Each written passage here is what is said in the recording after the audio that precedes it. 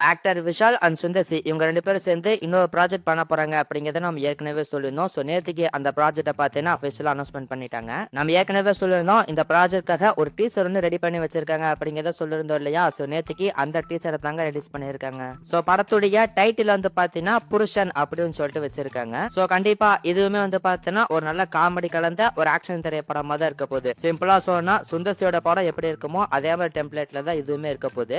After ஆம்பல action மதகஜாஜா படத்தை தொடர்ந்து 4வது முறையா விஷால் அண்ட் சுந்தர் சி 2 பேரும் கொலாபரேட் பண்ணிருக்காங்க. அண்ட் இவங்க ரிலீஸ் பண்ணிருக்கிற இந்த டைட்டில் டீசரே வந்து பாத்தீங்கன்னா சுந்தர் சியோட டெம்ப்ளேட்ல எப்படி பிலிம் இருக்குமோ அதே மாதிரி பிலிமா தான் தெரியுது. விஷால் அண்ட் தமன்னா இவங்க 2 பேரும் பாத்தீங்கன்னா கப்பிள்ஸா இருக்காங்க. அண்ட் யோகி பாபு பாத்தீங்கன்னா ஒரு டிவி சீரியல் ஆக்டரா வராரு. சோ விஷால் வந்து பாத்தீங்கன்னா பொண்டாட்டி பேச கேட்டேக்கிற ஒரு புருஷனா இருக்காரு. வீட்டு வேலையெல்லாம் பார்த்துட்டு தமன்னாக்கு பாத்தீங்கன்னா ஹெல்ப்பா இருக்காரு. சோ இந்த சமயத்துல யோகி பாபு பாத்தீங்கன்னா இவங்க வீட்டுக்கு வர மாதிரியும் அவருக்கு டீ போடுறதுக்கு விஷால் வந்துட்டு கிச்சனுக்கு போற மாதிரியும் அங்க பாத்தீங்கன்னா ஒரு 10-15 ரவுடிங்க பாத்தீங்கன்னா வராங்க. விஷால போட்டு தள்ளுறதுக்காக வராங்க. அவங்கள விஷால் வந்து பாத்தீங்கன்னா கிச்சனுக்குள்ளே ஃபைட் பண்ணி எல்லாத்தையும் அடிச்சு துவைச்சு வெளியே போட்டுறாரு. சோ இது வந்து தமன்னாக்கு தெரியாம இருக்கு. யோகி பாபு பாத்தீங்கன்னா அதை பார்த்துட்டு பயங்கரமா ஷாக் ஆயிடுறாரு. சோ ஒரு பக்கம் ஃபன்னு காமெடியும் இன்னொரு பக்கம் ஆக்ஷனும் இந்த மாதிரி சுந்தர்சியோட டெம்ப்ளேட்ல இந்த டீசர் வந்து பாத்தீங்கன்னா ரிலீஸ் பண்ணிருக்காங்க. சோ உண்மையிலே டீசர் வந்து பாத்தீங்கன்னா பாக்குறதுக்கு ஃபன்னா தான் தெரியுது. சோ மெயினா இந்த படத்தோட பிளாட் வந்து பாத்தீங்கன்னா புருஷங்களோட லைஃப் எப்படி இருக்கு அப்படின்னு சொல்லக்கூடிய படமா இருக்கும்னு நினைக்கிறேங்க. பொண்டாட்டி கிட்ட மாட்டிட்டு புருஷங்க எந்த அளவுக்கு கஷ்டப்படுறாங்க அப்படிங்கிற படமா இது இருக்கும்னு நினைக்கிறேன். அண்ட் ஹிப்பா பாதி தான் இந்த படத்துக்குமே மியூசிக் பண்ணியிருக்காரு. அண்ட் இந்த டீசர்ல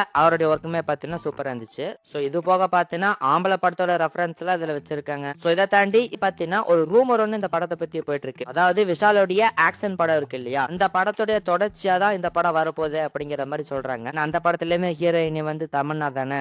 ஆக்ஷன் படத்துல இருந்து கண்டினியூ ஆகக்கூடிய ஸ்டோரியா இது இருக்கும் அப்படிங்கிற மாதிரி சொல்லிட்டு இருக்காங்க. இதெல்லாம் பாத்தீங்கன்னா கம்ப்ளீட்டா ரூமர் தான். இந்த படம் பார்த்தீங்கன்னா ஒரு ஸ்டாண்டர்ட் ஃபிலிமா தான் இருக்க போகுது. ஸோ இப்போ பார்த்தீங்கன்னா இந்த படத்தை அனௌன்ஸ்மெண்ட் பண்ணியிருக்காங்க. அண்ட் படத்துடைய ஷூட்டிங் வந்து பார்த்தீங்கன்னா பிப்ரவரி மந்த்ல இருந்தாங்க ஸ்டார்ட் பண்ண போறாங்க. பிப்ரவரி எண்ட்ல இருந்து ஸ்டார்ட் பண்ண போறாங்க அப்படிங்கிற மாதிரி நியூஸ் கிடைச்சிருக்கு. ஸோ என்ன பண்ண போறாங்க அப்படிங்கிறத வெயிட் பண்ணி பார்க்கலாம். அண்ட் நீங்க இந்த புருஷன் படத்துடைய டைட்டில் பத்தியும் இந்த டீசர் பத்தியும் என்ன நினைக்கிறீங்க அப்படிங்கிறத இந்த வீடியோடைய கமெண்ட் செக்ஷன்ல சொல்லுங்க. அண்ட் அடுத்து சுந்தர் சேவல எடுத்துக்கிட்டோம் அப்படின்னா ஆக்டர் கார்த்திகோட சேர்ந்து ஒரு படம் பண்ண போறாரு அப்படிங்கிற மாதிரி ஏற்கனவே நியூஸ்ல வந்தது. நிறைய பேர் கேள்விப்பட்டிருப்பீங்கன்னு நினைக்கிறேன். அந்த ப்ராஜெக்டா பார்த்தீங்கன்னா பிரின்ஸ் பிக்சர்ஸ் அவங்க தான் ப்ரொடியூஸ் பண்ற மாதிரி இருந்தாங்க. ஒரு கட்டத்துல பாத்தீங்கன்னா அந்த ப்ராஜெக்ட் டிராப் ஆயிருச்சு, நடக்கிறதுக்கான வாய்ப்பு இல்ல அப்படிங்கிற மாதிரி சொல்லியிருந்தாங்க. நேத்துக்கு பாத்தீங்கன்னா சுந்தர்சியோட பிறந்த நாள் இல்லையா, சோ அதுக்காக பிரின்ஸ் பிக்சர்ஸ் வந்து பாத்தீங்கன்னா ஒரு போஸ்டர் ரிலீஸ் பண்ணியிருந்தாங்க. அதுல பத்ர விஷோட சேர்த்து சுந்தர்சி வந்து எங்க கம்பெனிக்கு ஒரு படம் பண்றாரு அப்படிங்கறதுமே கன்ஃபார்ம் பண்ணிட்டாங்க. சோ அது வந்து கார்த்தியோட ப்ராஜெக்டா அல்லது வேற எது ப்ராஜெக்டா அப்படிங்கறத நம்ம வெயிட் பண்ணி தான் பார்க்கணும். சோ வர நியூஸ் என்ன அப்படின்னு பாத்தீங்கன்னா கார்த்தியோட பிலிம் தான் அது. சோ சுந்தர்சியோட இயக்கத்துல கார்த்தி வந்து கன்ஃபார்மா ஒரு படம் பண்ண போறாரு அப்படிங்கிற மாதிரி சொல்றாங்க. சோ இந்த காம்போ பத்தி உங்களோட ஒப்பீனியன் கமெண்ட்ல சொல்லுங்க. அண்ட் சுந்தர்சியோட லைன் அப் அப்படின்னு பார்த்தோம்னா அடுத்ததா அவருக்கு மூக்குத்தி அம்மன் 2 அந்த படம் தான் ரிலீஸ் ஆகும். இப்ப கரண்டா அந்த படத்தோட விஎஃப்எக்ஸ் ஒர்க்லாம் போயிட்டு இருக்கு. அண்ட் அடுத்து விஷாலோடைய அந்த புருஷன் படம் ரிலீஸ் ஆகும். அதுக்கப்புறம் கார்த்தியோட பிலிம் அண்ட் இந்த எல்லா ப்ராஜெக்ட்டையும் முடிச்சிட்டு அரண்மனை 5 அந்த ப்ராஜெக்ட்டை பத்தின ஸ்டார்ட் பண்ணுவாரு. சோ சுந்தர்சியோட அந்த லைன் அப் பத்தி உங்களோட ஒப்பீனியன் என்ன அப்படிங்கறத கமெண்ட்ல சொல்லுங்க. ஆக்டர் சியான் விக்ரமுடைய சான் 63 ப்ராஜெக்ட் எடுத்துக்கிட்டோம் அப்படின்னா இந்த படத்துடைய டைட்டில் ரிவீல், அதாவது ஒரு ஃபர்ஸ்ட் லுக் போஸ்டர் மாதிரி பார்த்தீங்கன்னா ரிலீஸ் பண்ண போறாங்களாமா. அதுல பார்த்தீங்கன்னா இந்த படத்துடைய டைட்டிலுமே ரிவீல் பண்ணிடுவாங்க அப்படிங்கிற மாதிரி நியூஸ் கிடைச்சிருக்கு. ஸோ எப்போ ரிலீஸ் பண்ண போறாங்க அப்படின்னு பார்க்கும்போது ஜனவரி 26 குடியரசு தினத்துக்கு ரிலீஸ் பண்ண போறாங்க அப்படிங்கிற மாதிரி ஒரு நியூஸ் ஒன்று கிடைச்சிருக்கு. ஸோ இது வந்து பார்த்தீங்கன்னா எந்த அளவுக்கு கன்ஃபார்ம் அப்படிங்கிறது தெரியல. அண்ட் அதே மாதிரி இந்த படத்துடைய ப்ரே ப்ரொடக்ஷன் ஒர்க்குமே பார்த்தீங்கன்னா ஆல்மோஸ்ட் முடிஞ்சிருச்சு. அண்ட் படத்துடைய ஷூட்டிங் பார்த்தீங்கன்னா நம்ம ஏற்கனவே சொல்லியிருந்த மாதிரி பிப்ரவரி மிட்ல இருந்து ஸ்டார்ட் பண்ண போறாங்க. ஸோ என்ன பண்ண போறாங்க அப்படிங்கிறத வெயிட் பண்ணி பார்க்கலாம். இப்போதைக்கு இந்த படத்துடைய ஃபர்ஸ்ட் லுக் போஸ்டர் வந்து பார்த்தீங்கன்னா டைட்டிலோட ஜனவரி 26 ரிலீஸ் ஆக போகுது அப்படிங்கிற மாதிரி சொல்றாங்க. வெயிட் பண்ணி பார்ப்போம். அண்ட் அடுத்து சூர்யாவுடைய சூர்யா 46 திரைப்படத்தை எடுத்துக்கிட்டோம் அப்படின்னா இந்த படத்துடைய டைட்டில் டீசருமே ஜனவரி 26 தான் ரிலீஸ் பண்ண போறாங்க அப்படிங்கிற மாதிரி ஒரு நியூஸ் ஒன்று கிடைச்சிருக்கு. அண்ட் இவங்க வந்து பார்த்தீங்கன்னா ஒரு டைட்டில் டீசர் மாதிரி ரிலீஸ் பண்றதுக்கு பிளான் பண்ணிருக்காங்க அப்படிங்கிற மாதிரி சொல்லப்படுது. அந்த டீசர் வந்து பார்த்தீங்கன்னா அவங்க ஏற்கனவே ரெடி பண்ணி வச்சுட்டாங்க. உங்களுக்கு ரிலீஸ் பண்ணலாம் அப்படிங்கிற மாதிரி பிளான் பண்ணி அதை வந்து பார்த்தீங்கன்னா போஸ்ட்போன் பண்ணி வச்சிருந்தாங்க. அண்ட் இப்ப ஜனவரி 26 அந்த டீசர் வரதுக்கான வாய்ப்பு இருக்கு அப்படிங்கிற மாதிரி சொல்றாங்க. அண்ட் அதுலயே பார்த்தீங்கன்னா இந்த படத்துடைய ரிலீஸ் டேட்டுமே லாக் பண்றதுக்கான வாய்ப்பு இருக்கு அப்படிங்கிற மாதிரி சொல்லப்படுது. சோ ரிலீஸ பொறுத்த வரைக்கும் சம்மருக்கு இந்த படம் வரதுக்கான வாய்ப்பு எனக்கு தெரிஞ்சு இல்லைன்னு தான் நினைக்கிறேன். ஏன்னா கருப்பு படமே பார்த்தா ஏப்ரல் மந்த்ல தானே வருது. சோ அதனால பார்த்தா ஜூன் ஜூலை அல்லது இந்த வருஷம் செகண்ட் ஹாஃப்ல கூட அந்த படம் ரிலீஸ் ஆகிறதுக்கான வாய்ப்பு இருக்கு. சோ இதுக்கான அஃபிஷியல் அனௌன்ஸ்மெண்ட் வருதா அப்படிங்கறத நம்ம வெயிட் பண்ணி பார்ப்போம்.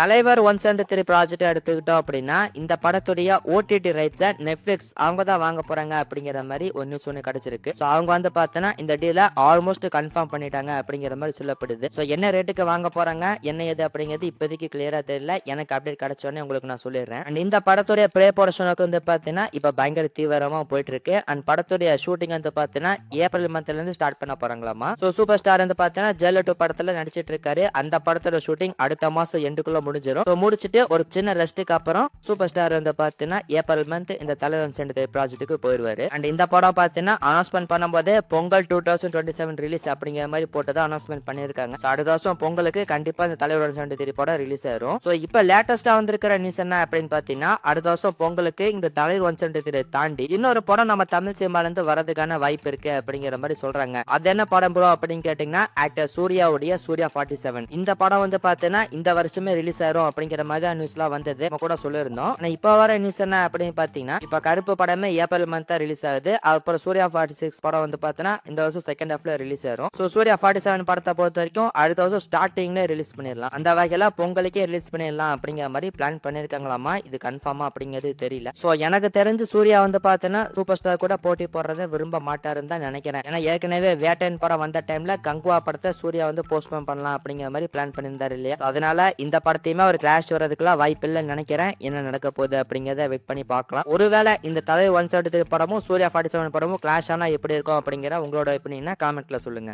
டைரக்டர் சுதா கொங்கரா பாத்தீங்கன்னா இப்ப ரீசெண்டா ஒரு இன்டர்வியூல நிறைய விஷயங்கள் ஷேர் பண்ணிருக்காங்க. அந்த வகையில பாத்தீங்கன்னா சூப்பர் ஸ்டார் வந்து பராசக்தி படத்தை பார்த்திருந்தாராமா. சோ பார்த்துட்டு படம் சூப்பரா இருக்கு அப்படிங்கிற மாதிரி விஷ் பண்ணிட்டு எனக்கு ஏதாச்சும் லவ் ஸ்டோரி இருந்தா சொல்லுங்க அப்படிங்கிற மாதிரி சூப்பர் ஸ்டார் வந்து பாத்தீங்கன்னா சொன்னாராமா. சோ எப்பவுமே சூப்பர் ஸ்டார் வந்து பாத்தீங்கன்னா எல்லா டேரக்டர்ஸ் கிட்டையும் எனக்கு கதை இருந்தா சொல்லுங்க அப்படிங்கிற மாதிரி தான் சொல்லுவாரு. இவங்கள்ட்ட பாத்தீங்கன்னா லவ் ஸ்டோரி இருந்தா சொல்லுங்க அப்படிங்கிற மாதிரி சொல்லியிருக்காருங்க. அண்ட் அதே மாதிரி பாத்தீங்கன்னா இந்த பராசக்தி படம் புறநானூறு அப்படிங்கிற டைட்டில் சூர்யா தான் நடிக்க வேண்டியது. அந்த ப்ராஜெக்ட் டிராப் பண்ணதுக்கு அப்புறமா இவங்க வந்து பாத்தீங்கன்னா விஜய் தேவரகொண்டாவை அப்ரோச் பண்ணாங்களாமாங்க. அது மட்டும் இல்லாம இந்த பராசக்தி படத்தை ஒரு பேன் இந்தியாவா ரிலீஸ் பண்ணலாம் அப்படிங்கிற மாதிரி பிளான் பண்ணி தான் விஜய் தேவரகொண்டாவை அப்ரோச் பண்ணிருக்காங்களாமா. ஆனா அந்த டைம்ல விஜய் தேவரகொண்டா பாத்தீங்கன்னா கிங்டம் படத்துல ஷூட்டிங்ல பிஸியா இருந்ததுனால இந்த படத்துக்கு ஒரு டேட் கொடுக்கல. அதுக்கப்புறம் தான் எஸ்கே கிட்ட கன்ஃபார்ம் பண்ணோம் அப்படிங்கிற மாதிரி சொல்லியிருக்காங்க. சோ இது போக பாத்தீங்கன்னா சுதா கொங்கரா ஒரு இன்ட்ரெஸ்டிங்கான விஷயமே சொல்லியிருக்காங்க. அதாவது சூரியரே போட்ட படத்துக்கு அப்புறமா ஏகே வச்சு ஒரு படம் பண்ணலாம் அப்படிங்கிற மாதிரி அவங்க பிளான் பண்ணிருக்காங்களாமா. சோ கண்டிப்பா ஃபியூச்சர்ல ஏகே கூட ஒரு படம் பண்ணணும். அவருக்காக நான் வந்து நிறைய ஸ்கிரிப்ட்ஸ் எழுதி வச்சிருக்கேன் அப்படிங்கிற மாதிரிமே சொல்லியிருக்காங்க.